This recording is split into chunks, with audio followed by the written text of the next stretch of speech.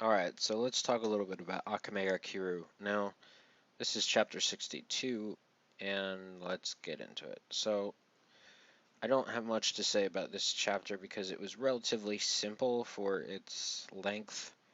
Um, Obviously, beginning part was Akame versus Wave, in which case it's more or less a draw, though Wave was gonna get his ass kicked if it had continued further. We know that for a fact. He was obviously on the losing end, even with his armor, which is a good counter to Murasame. But unfortunately for him, she had the right idea by attacking the same like portion of the armor over and over. Um, well, realistically, the blade would break far quicker than an armor. I mean, it's never easy to tell with Tegus like which one is more durable than the other. Like you would assume that the armor should be more durable than the blade, um, but to be fair, this is not realistic. I do rag on this manga for a lot of things. Um, it's not aimed to be realistic, and so it doesn't have to be. Um, but yeah, like in a real fight, like an armor of that caliber would absolutely shatter a blade, but far before a blade would ever shatter that armor.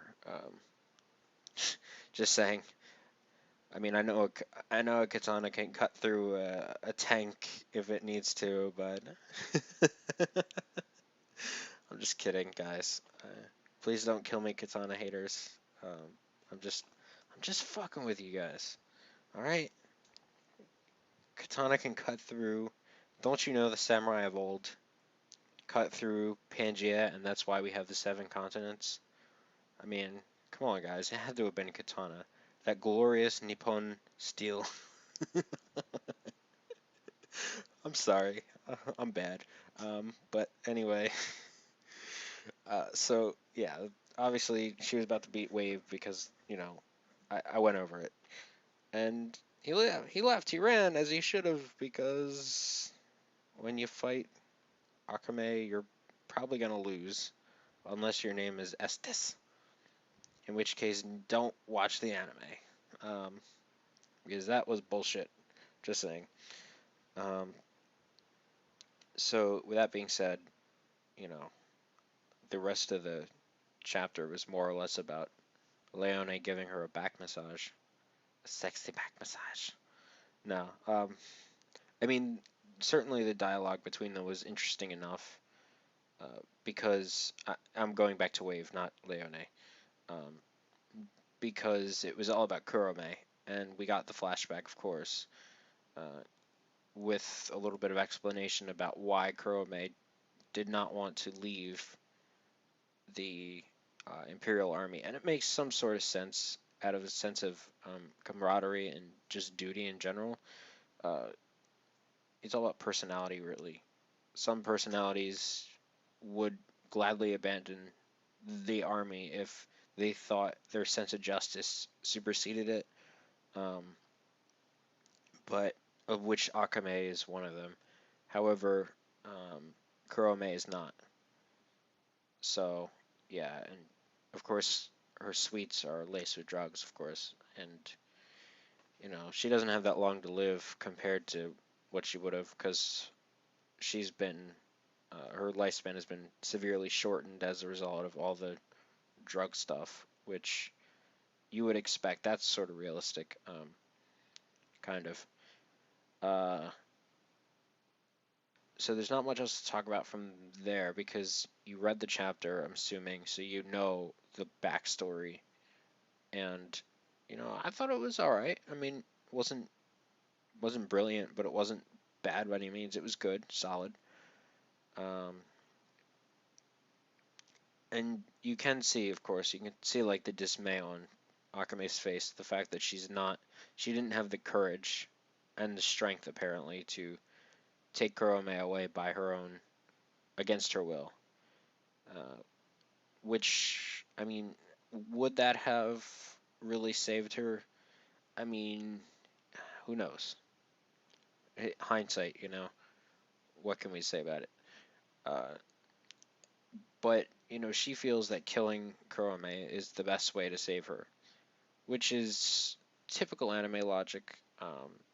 It's it's logic in general for like movies and certain television, uh, but Wave doesn't want to give up because Kurome is bae to him, his best waifu for Wave. So I don't know. He wants to take Kurome to that healing spring and shit, but I have a feeling that's not going to work out the way he wants it to. Um, so yeah, I mean, and of course the two of them have a little bit of conversation, but it's not much.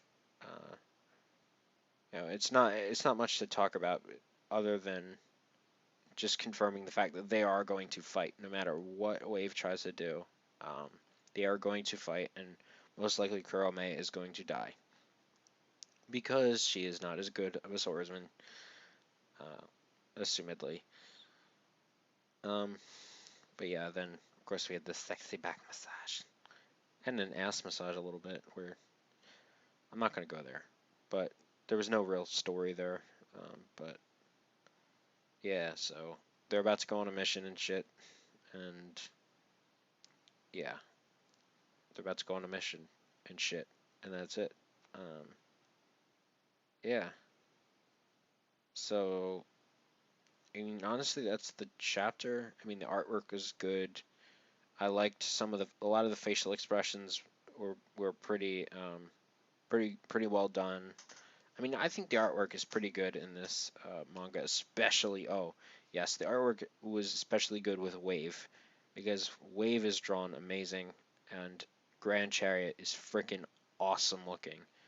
Um, One of the things I always liked in this particular manga was Grand Chariot and Incursio both look just awesome. I think Grand Chariot's actually probably slightly cooler, and I think Wave is cooler than Tatsumi, but um, you know, it'll be sad if he dies, because it doesn't seem like it seems like Wave could go either way, where he might survive the fallout of Night Raid potentially taking down the Imperial Army, and then like Night Raid will just pardon him because they know that he was just fighting under his own convictions and showed no ill will towards uh, like the poor or anybody else like the rest of the Imperial Army did. So it's possible. I mean, I trust me, I know what manga I'm reading, but um, I don't know, it's possible because it seems like Wave seems to be like somewhat of a special case in this manga. Maybe. I mean, it seems like maybe Tatsumi might die at the end or something like in the anime, and maybe Wave kind of replaces them. I don't know. We'll see.